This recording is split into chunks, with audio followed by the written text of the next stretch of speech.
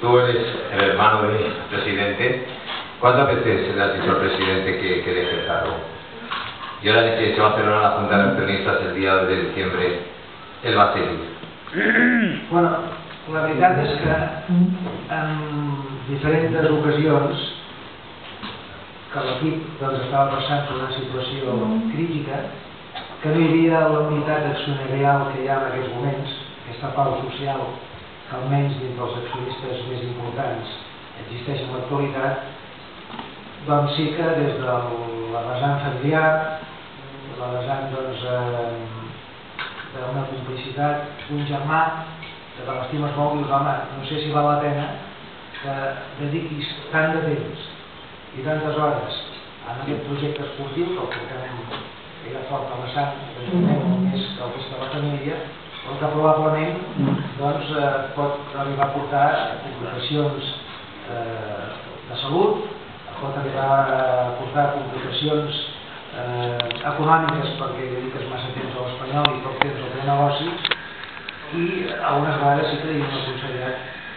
que potser deixés la presidència i donés pas a una altra persona. La veritat és que el Dani ha estat una persona que no li agrada abandonar el barco, no li agrada deixar la feina a mig feta, i ell sempre ha confiat que finalment se'n sortiria. La veritat és que si analitzem els moments difícils que hem passat aquests últims anys, jo sempre dic que té la forma que diu en Dani, és una persona amb moltíssima sort, i que finalment la pilota, que és el més important en el futbol, és que entri quan ha d'entrar, i se n'ha sortit, o sigui, ell i la seva junta directiva, i jo crec que també és molt important no solament la tasca que ha fet ell, sinó que sempre ha tingut al costat seu gent que li ha fet molt de costat, com el Pendal, els que han entrat ara, els Oliverós, els Oliverós que també s'ha incorporat, el Milton, el Fernand de la Cruz, l'Emilio, etc. Sempre el Sunyer, que avui no està aquí, però que també ha estat de les persones que sempre li ha fet molt de costat, el Perelló, ell sempre ha estat una persona molt tossuda, molt obstinada, que se'n sortiria, i realment, quan ha arribat el moment d'inaugurar el camp, ha decidit tirar endavant. També, lògicament, quan una persona, una ciutadania com l'Espanyol,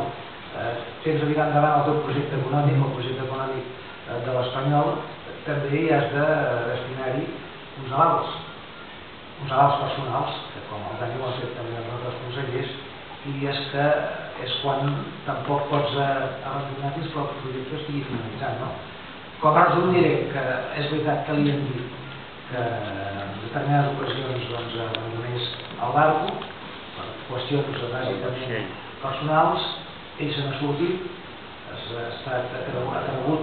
profundament en el projecte, i ara que el projecte està consolidat i que falta rematar i consolidar el projecte econòmic i el projecte esportiu, jo crec que ara ho té molt més fàcil per si vol acabar el mandat o optar en un altre mandat dels anys que van anar aquí en el club. Bueno, el día 2 es la Junta. Allí teóricamente se tiene que plantear el futuro del club,